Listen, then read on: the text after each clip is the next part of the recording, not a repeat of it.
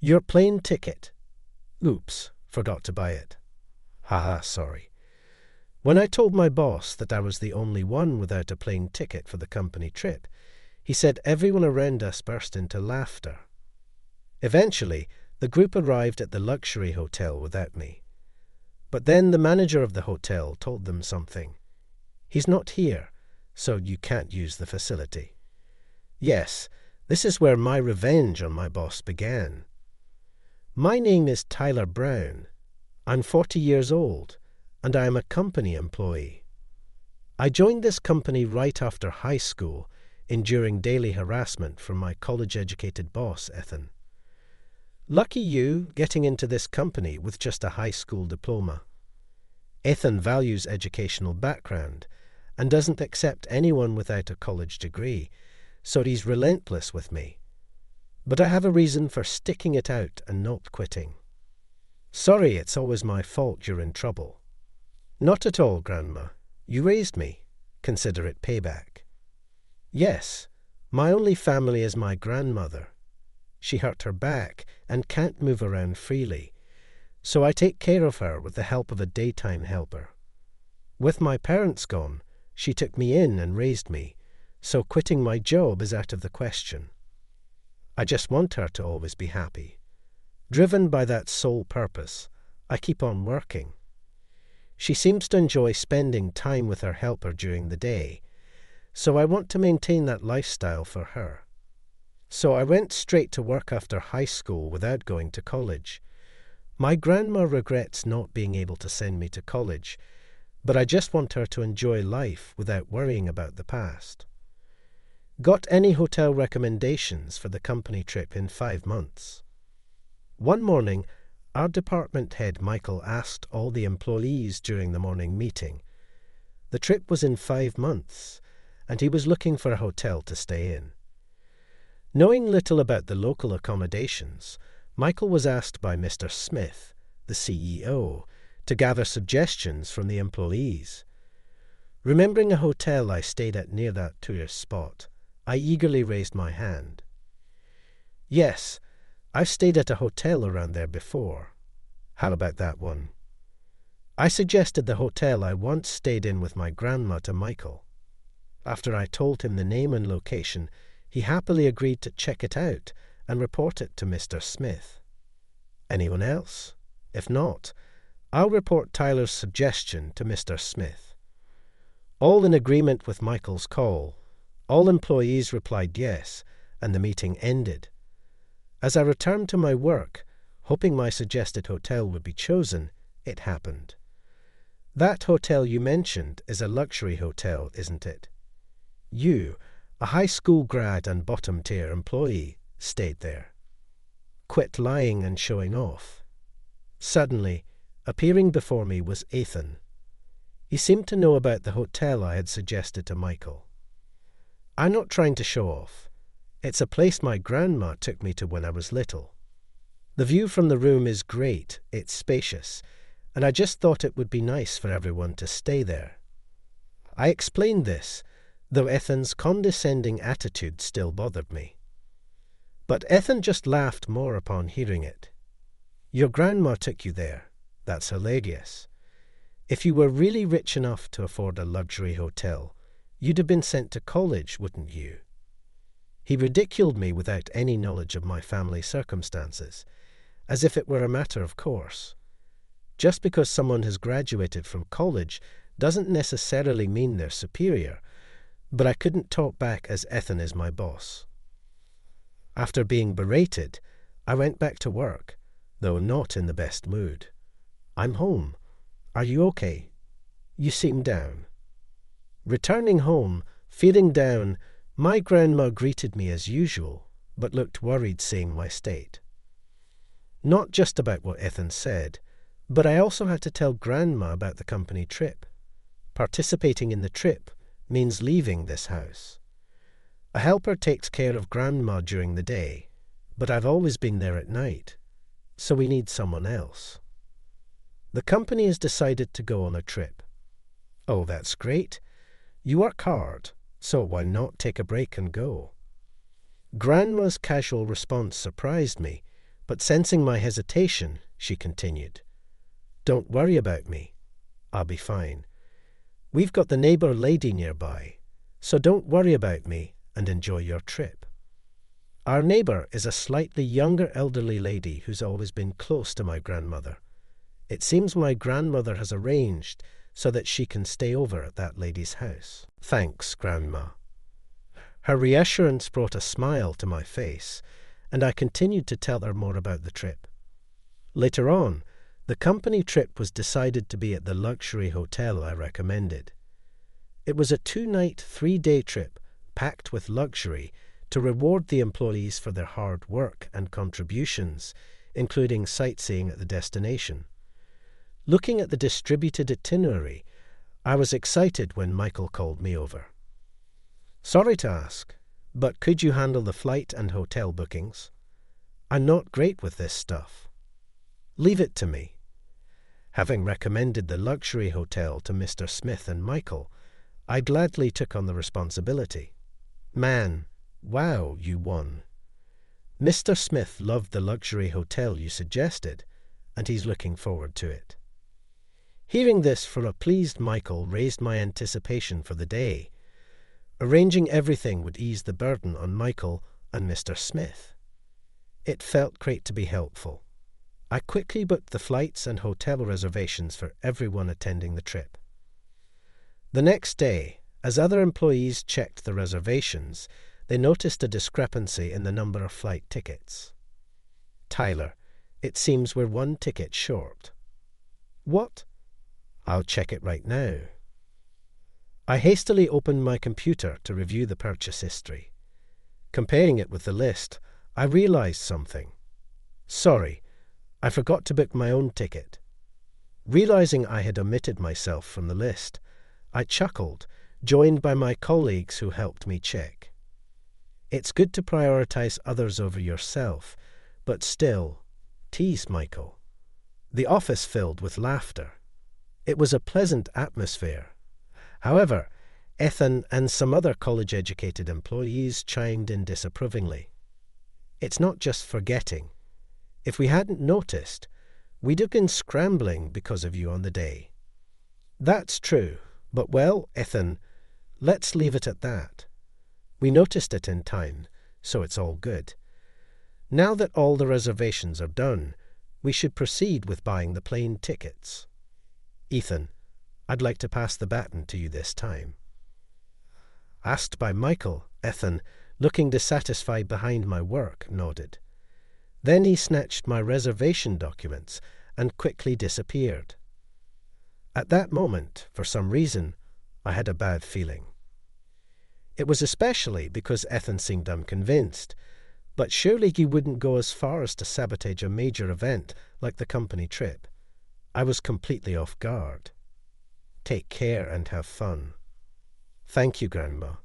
Please, Susan, take good care of Grandma for me." And then the day of the company trip finally arrived. With my suitcase in hand, I bid farewell to my grandma and our neighbour Susan and hurried to the airport. I decided to enjoy the next 2 nights and 3 days as a reward for my hard work. Upon arriving at the airport by taxi, I saw some colleagues had already arrived. "Ethan's distributing the plane tickets," another employee told me, so I went looking for Ethan and saw him chatting with some college-educated employees a little distance away. I immediately headed in that direction. "Good morning, Ethan.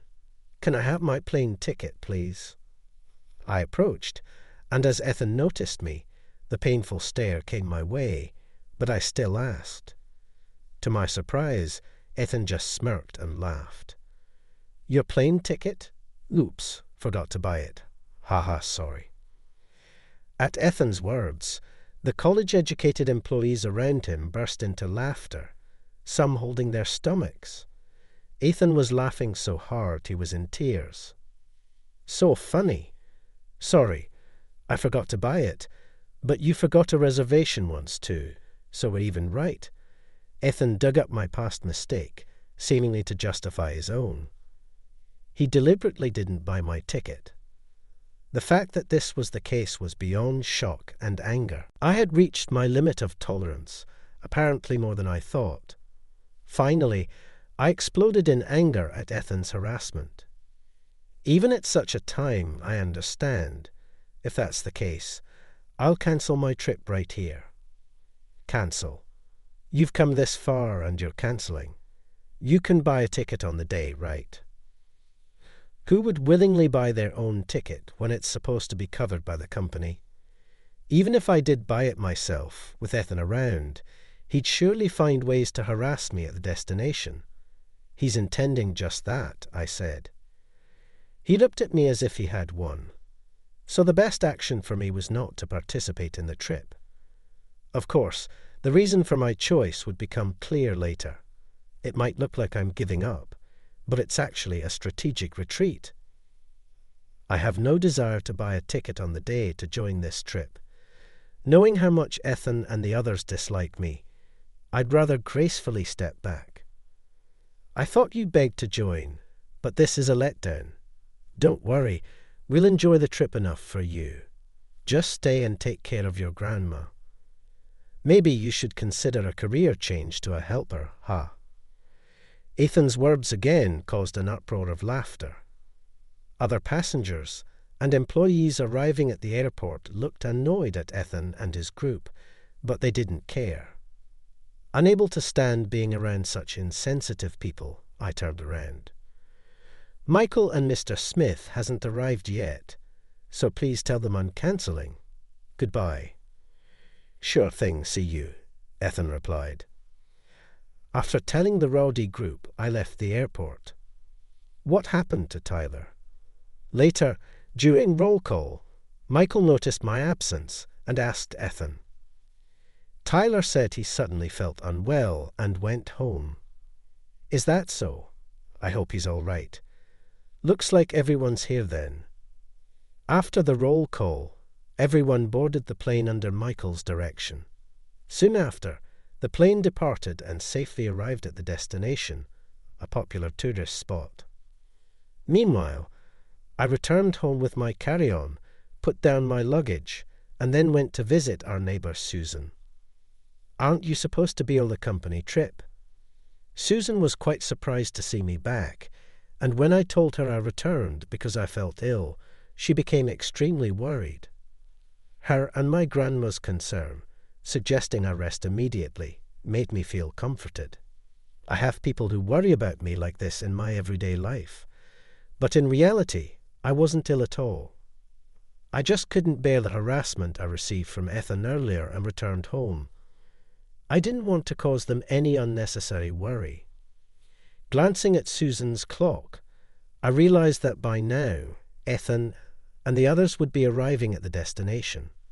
Thinking about them moving to the luxury hotel I recommended, by evening, I couldn't help but smile to myself. Secretly smiling under the blanket I borrowed from Susan, neither she nor my grandmother noticed. Before I knew it, evening arrived and everyone reached the luxury hotel. Looking up at the impressive luxury hotel, the employees' expectations, having thoroughly enjoyed the tourist spot, grew even more. Come to think of it, Tyler was the one who reserved this luxury hotel. Saying the group reservation should be under his name should work, right? Ethan said this, and an oblivious Michael followed him to the reception. Upon giving the company name, they checked the reservation. Which of you is carrying the membership card? Membership card. Confused, Michael and Ethan tilted their heads as the receptionist explained. Our hotel accepts reservations and stays from guests who have a membership card. For a group, the person who made the reservation would typically be the representative and have their name on the list. We left the reservation to our employee Tyler, so it should be under his name, right? Michael, realizing they might not be able to stay without the card, showed signs of panic.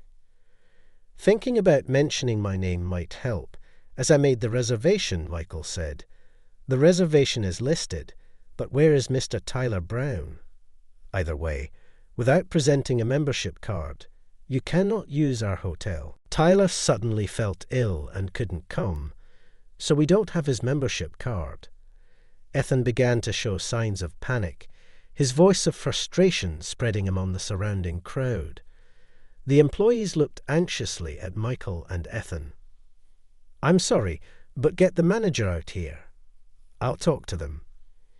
Hearing Ethan's words, the receptionist switched with the manager. "I am the manager here. I've checked again, but without Mr. Brown, who made the reservation, you cannot stay." The hotel reiterated that they couldn't stay as per the reservation list. However, Ethan became even more irritated and threatened. "Get the CEO out here." The manager hurriedly reached for the phone and made a call. "Are you available?" "I'll come to you. Please wait." Understood. The manager had called the hotel CEO, Mr. Johnson. After hanging up, the manager informed Michael and the others that Mr. Johnson would be coming to the reception. "What's going on here?" Our company's CEO, Mr. Smith, having heard about the commotion, arrived, and Michael and Ethan explained everything they had been told by the manager. Meanwhile, Mr. Johnson arrived with his secretary. "Nice to meet you. I'm Johnson, the CEO of this hotel.